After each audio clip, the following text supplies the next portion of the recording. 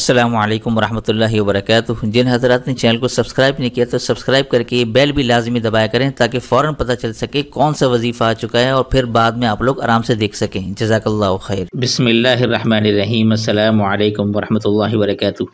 महतरम नाज़रीन सामीन, ये जो आज का अमल बताने वाला हूँ ये मेरे हज़रत का बताया हुआ ज़बरदस्त मुजर्रब अमल है।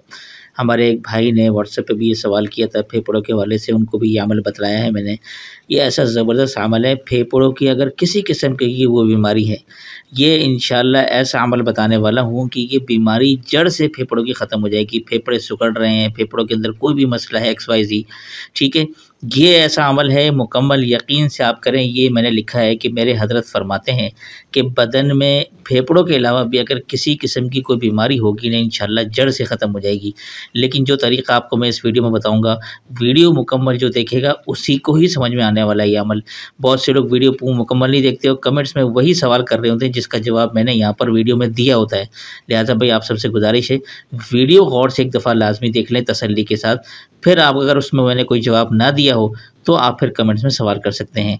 उम्मीद करता हूँ आप लोग इस पर ज़रूर अमल करेंगे और सदका जारी की नीयत से हमारी वीडियो को लाइक ज़रूर कीजिएगा। जज़ाकुमुल्लाहु खैर। अच्छा जी, ये जो अमल आपको बताने वाला हूँ, अब आप ये मैंने बहुत शॉर्ट लिखे हैं, ये पॉइंट लिखे हैं मैंने, इसकी तफसील मैं अब आपको बताऊँगा कि क्या है अमल का मुकम्मल तरीक़ा। सबसे पहले तो ये है कि नंबर 1, ला इलाहा इल्ला अंत सुब्हानक इन्नी कुन्तु मिनज़ ज़ालिमीन। आप सब जानते हैं कि ये आयत करीमा है।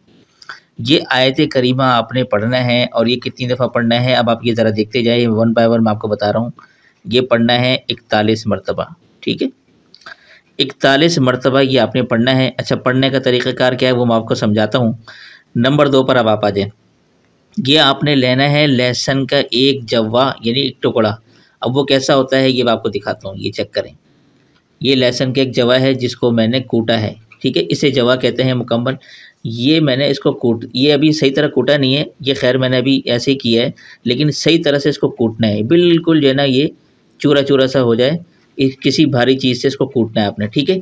ये आप देख लें, इसको आपने अच्छी तरीके से कूटना है, ये मैं आपको बता रहा हूँ। अच्छा, इसको कूटने के बाद अब आपने क्या करना है, ये आप नंबर 2 पर देखिए, नंबर 3 पर यह आपने करना है आधा चम्मच शहद।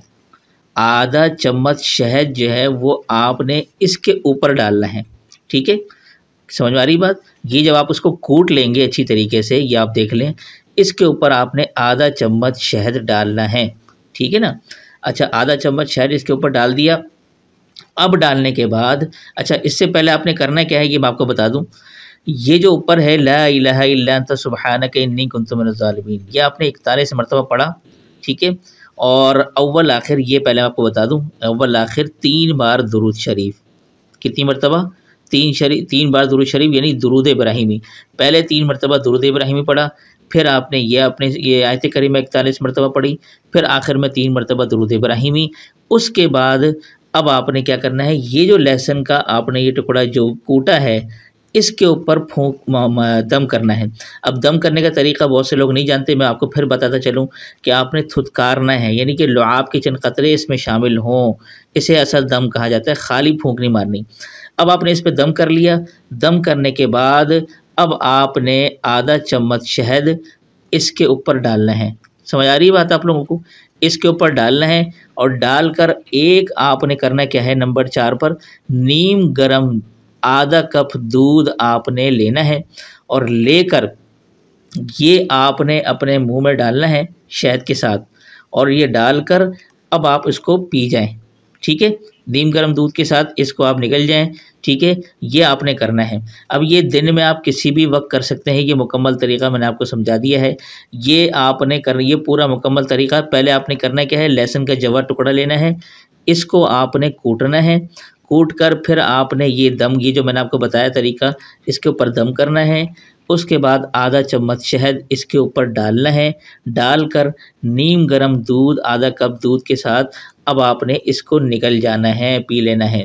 ये जो अमल है मुसलसल, ये दिन में आप किसी वक्त भी कर सकते हैं, लेकिन ये मुसलसल आपने करना है 41 दिन की नीयत से। कितने दिन की नीयत से?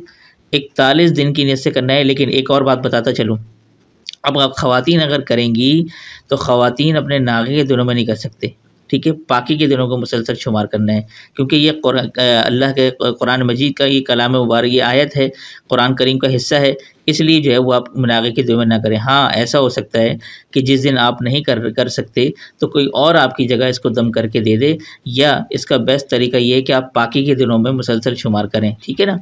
वैसे अगर कोई और मरीज़ अगर खुद नहीं कर सकता ना, तो कोई और भी इसको दम करके ये दे सकता है, इसमें ऐसी वो मसले वाली बात नहीं है, ठीक है। लेकिन 41 दिन मुसलसल जो भी अमल करे, 41 दिन मुसलसल करे, इंशाअल्लाह सुम्मा इंशाअल्लाह मेरे हज़रत फरमाते हैं इस अमल की बरकत से ना सिर्फ फेफड़ों की बीमारी बल्कि जिस्म के अंदर कोई भी किस्म की बीमारी होगी, अल्लाह तबारक व तआला इस अमल की बरकत से ख़ास अपनी फजल रहमत से वो मुकम्मल शिफा अता फरमा देंगे, जड़ से ख़त्म हो जाएगी बीमारी। ये ऐसा ज़बरदस्त और मुजरब अमल मैंने आपको बता दिया है।